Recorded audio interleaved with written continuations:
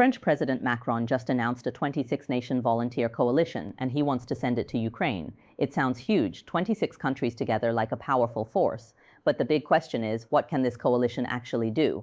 Europe has always wanted a bigger role in the Russia-Ukraine war, but they don't dare send NATO troops directly, because if NATO troops enter, Russia will see it as a red line. Putin already warned, if NATO troops set foot in Ukraine, Russia will hit back hard. So Europe stepped back and created this vague volunteer coalition. But here's the issue. Is it part of NATO? Does it have any protection? The answer is no.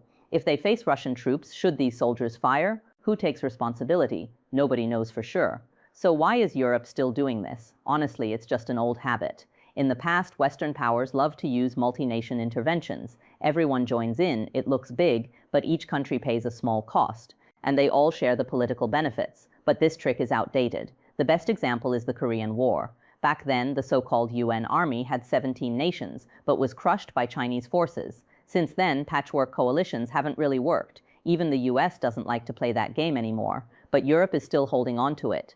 At the core, Europe is anxious. They don't have leadership or real presence in the Ukraine conflict. Trump is pushing for a ceasefire, but Europe isn't even invited to the talks. That's humiliating for them. Europe has always seen itself as the center of modern civilization, but now even China's military parades steal the spotlight. So they feel they have to do something, and the idea they came up with was this 26-nation coalition.